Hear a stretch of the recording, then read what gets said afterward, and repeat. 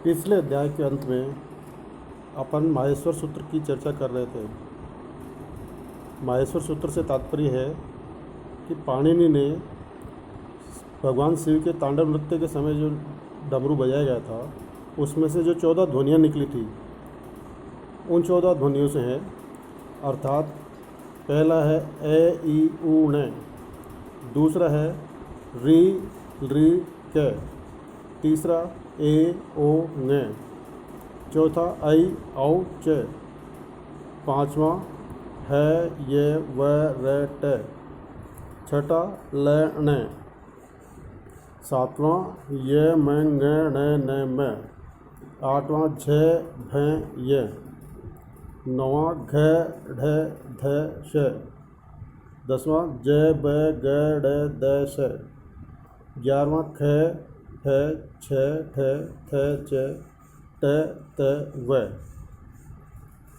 12वां क प य, 13वां श ख स र और 14वां है ह ल। ये 14 माहेश्वर सूत्र है। इन सूत्रों के अंत में वृत्ति के रूप में कहा गया है इति माहेश्वराणि सूत्राणि, अर्थात ये सभी माहेश्वर सूत्र हैं।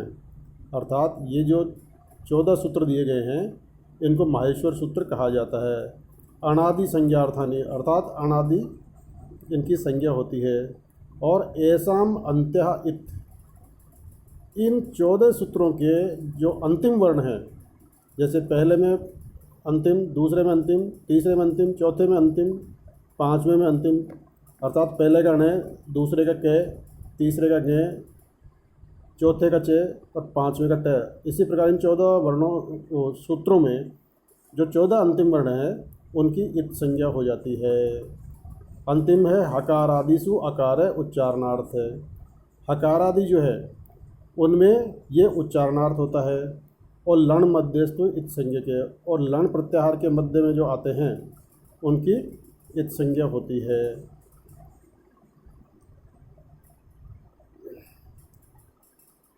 अग्रिम जो सूत्र है यानी पाणिनीय अष्टाध्यायी का जो पहला सूत्र है वो कहता है हलंत्यम, अर्थात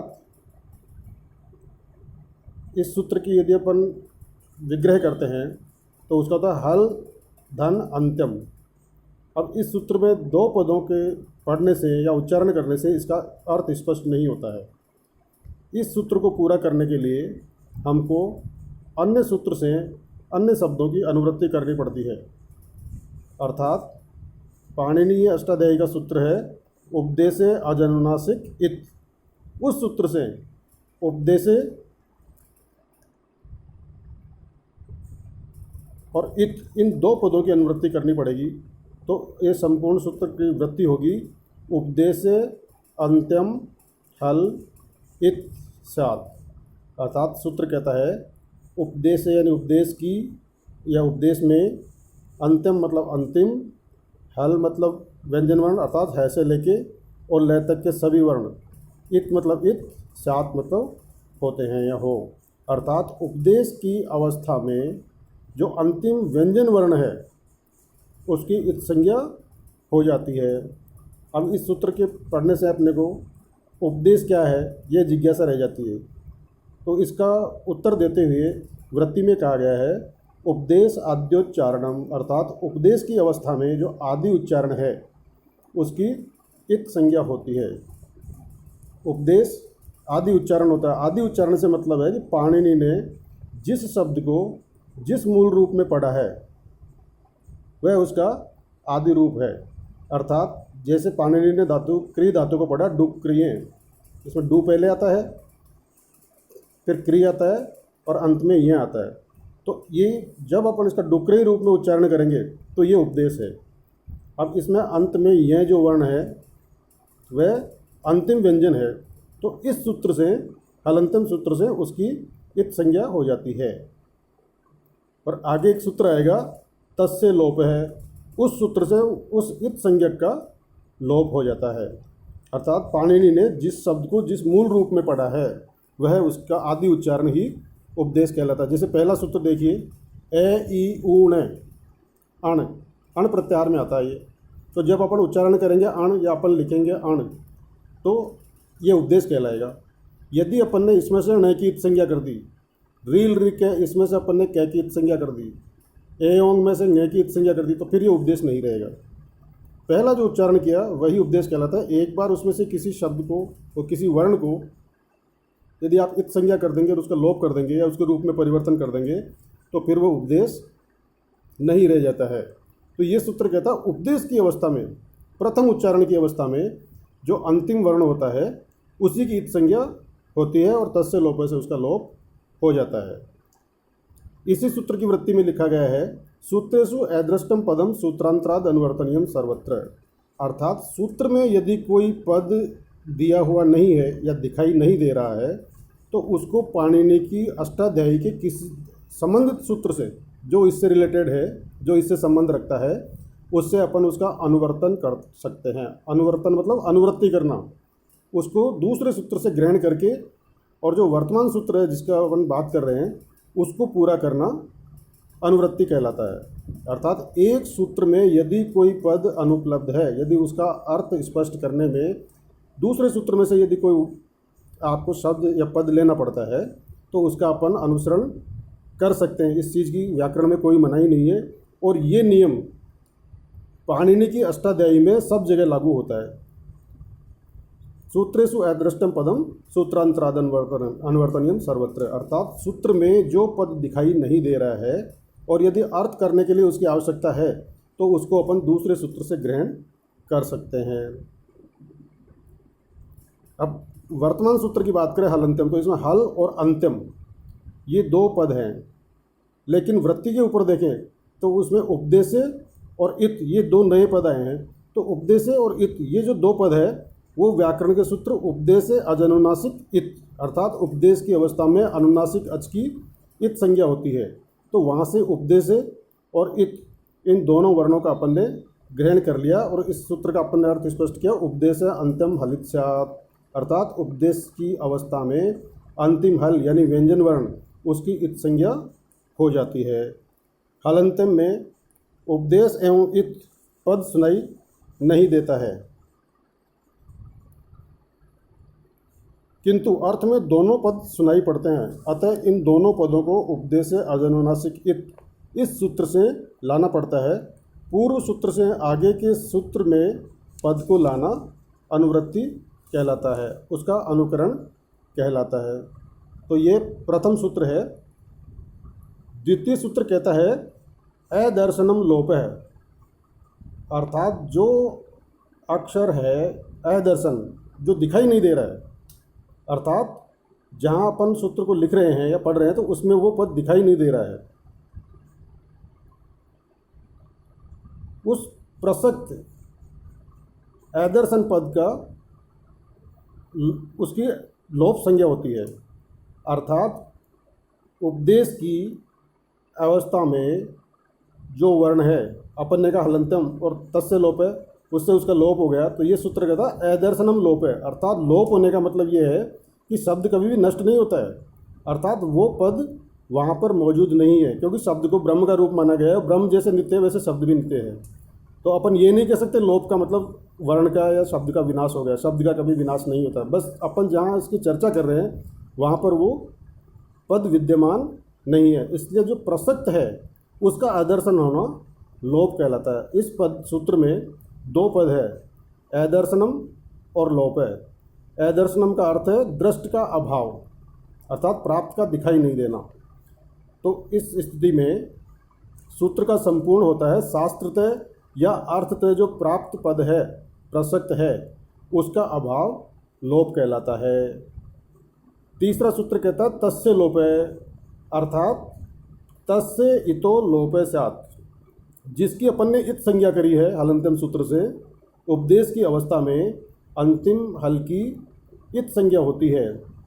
यह अपन ने हलंत्यम सूत्र से उसकी इत संज्ञा की है। तीसरा सूत्र कहता है तस्य लोप है, अर्थात उस प्रसक्त पद का अंतिम व्यंजन वर्ण का लोप हो जाता है,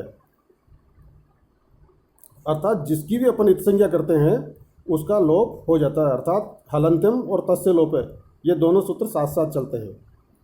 जैसे ए ई ऊ न रील री के इत्यादि सूत्रों में अंतिम जो वर्ण न है, क है, अण, अक, अच इत्यादि प्रत्याहार निर्माण के लिए है। अर्थात न, के आदि की इत संज्ञा होती है तथा उसका लोप हो जाता है। जब लोप हो जाता है, जैसे अच प्रत्याहार, तो अच में से अंतिम व्यंजन कौन सा हुआ? च। च का हलंत्यम और तस्य लोप से लोप हो गया तो अ शेष रहता है, अर्थात अंतिम वर्ण का लोप हो जाता है और अ शेष रहता है। इन इत संज्ञक वर्णों की सहायता से प्रत्याहार बनाए जाते हैं। कैसे बनाए जाते हैं? जैसे आपने उच्चारण किया अण, तो ये प्रथम सूत्र है माहेश्वर सूत्रों में, ए ई उ ण। तो जो न अंतिम वर्ण है वह न वर्ण आदि वर्ण ए के साथ मिलकर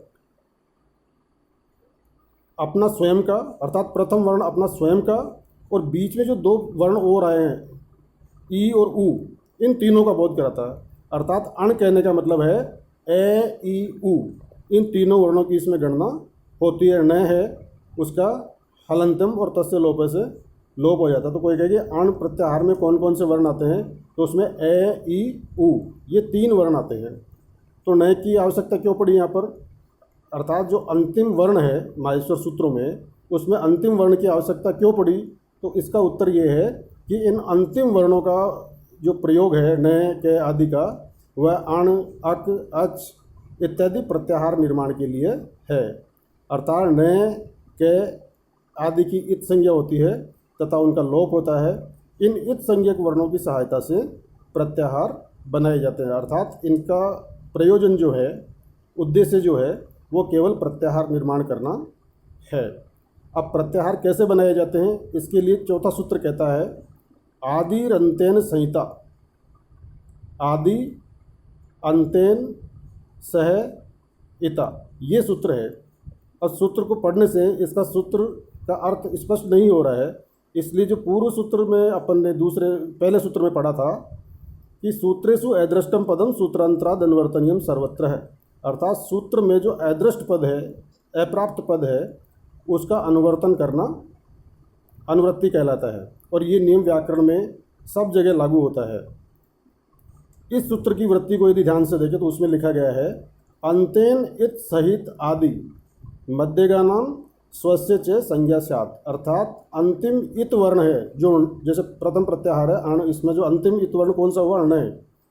ये इस वर्ण के साथ मिलकर, आदि मतलब सबसे पहला वर्ण कौन सा? ए। अर्थात न के साथ मिलकर आदि वर्ण ए, अब मध्य का नाम यानी अपने बीच में आने वाले, और स्वस्य मतलब अपने स्वयं की, संज्ञा से आप संज्ञा होता है। अर्थात अंतिम नए वर्ण के साथ मिलकर प्रथम वर्ण ए अपनी स्वयं की और बीच में आने वाले सभी वर्णों की जानकारी देता है या उनका बोध कराता है। अण कहने का मतलब है उसमें ए, ई, उ ये तीनों वर्ण आ गए। सूत्र की एक परिभाषा शुरू में आपने और पढ़ी होगी कि सूत्र हमेशा संक्षिप्त होता है।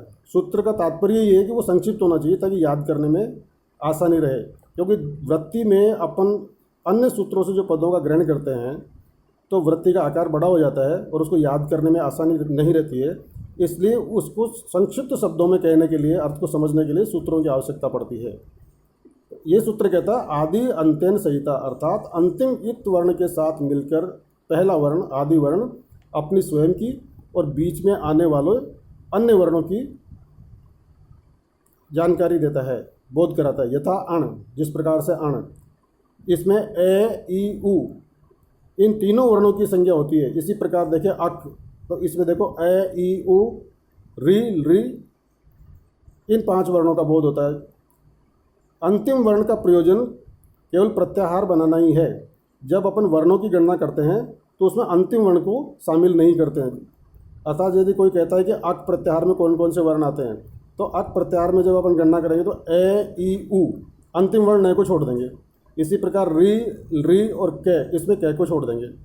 तो ए, ई, उ, री और री ये 5 वर्ण अक प्रत्याहार में आते हैं।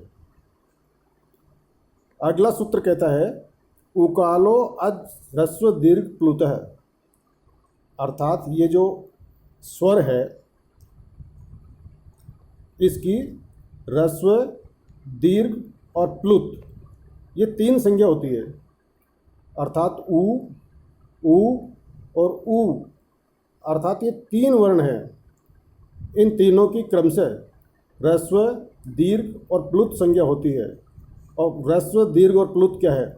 इसके लिए इसकी वृत्ति में कहा गया है वाम काले इव कालो यस्य सो अचे, अर्थात ऊ यानी ह्रस्व, ऊ मतलब दीर्घ और ऊ ये प्लुत, इन तीनों का यहाँ पर समाहार द्वंद्व कर सवर्ण दीर्घ करने पर ऊ बनता है। इसका प्रथम बहुवचन में वह रूप है। इस ऊ का काल है, उस काल के साथ बहुब्रीहि समास होता है। प्रथमा के एक वचन में उकाल है, यह अच का विशेषण है। ह्रस्व, दीर्घ एवं प्लुत ये समाहार द्वंद्व समास है। यहाँ पर सूत्र होने से नपुंसक के बदले पुल्लिंग में ह्रस्व, दीर्घ, प्लुत ये बना है और ये संज्ञावाचक शब्द है। अब देखिए उकाल वाला जो अच है ना, उस अच की 3 संज्ञा हो जाती है। पहली ह्रस्व, दूसरी दीर्घ और तीसरी प्लुत। ह्रस्व क्या है? ह्रस्व के लिए कहा गया कि एक मात्रिको भवेद ह्रस्व है, अर्थात जिस स्वर में एक मात्रा होती है उसको ह्रस्व कहते हैं। द्विमात्रिको दीर्घ उच्यते, जिसमें 2 मात्राएं होती है वह दीर्घ कहलाता है। और प्लुत है त्रिमात्रिको प्लुतो गेयो, जिसमें 3 मात्राएं होती है उसको प्लुत कहते हैं। जैसे आपने उच्चारण किया ए, तो इसमें 1 मात्रा है तो ये हो गया ह्रस्व। आपने उच्चारण किया आ, तो ये हो गया दीर्घ। और किसी भी वर्ण के आगे यदि उस वर्ण को लिखकर हिंदी में जो अपन 3 लिख रहे हैं ना, ये इस तरीके से 3 का निशान बना देते हैं तो उसको प्लुत कहते हैं, अर्थात उसमें 3 मात्राएं हैं। एक मात्रिक शब्द में जो समय लगता है वो कम लगता है, द्विमात्रिक में थोड़ा उससे ज़्यादा लगता है, और त्रिमात्रिक जो होता है उसमें थोड़ा और ज़्यादा समय लगता है। इस बात को अपन इस तरीके से नहीं समझ सकते हैं, तो एक उदाहरण और है इसके लिए। मुर्गे की जो आवाज़ होती है कू कू और कू, आगे पहला जो अपन ने उच्चारण किया उसमें ह्रस्व मात्रा है, दूसरे में 2 मात्रा है उसको दीर्घ कहेंगे, और तीसरी जो लंबा खींच के जिसका अपन उच्चारण करते हैं वह प्लुत हो जाता है। तो एक मात्रिक ह्रस्व होता है, द्विमात्रिक दीर्घ होता है, त्रिमात्रिक प्लुत होता है। इस प्रकार से अपन ने जो स्वर है उसके यहाँ पर 3 भेद कर दिए, अर्थात पहला ह्रस्व, दूसरा दीर्घ और तीसरा प्लुत।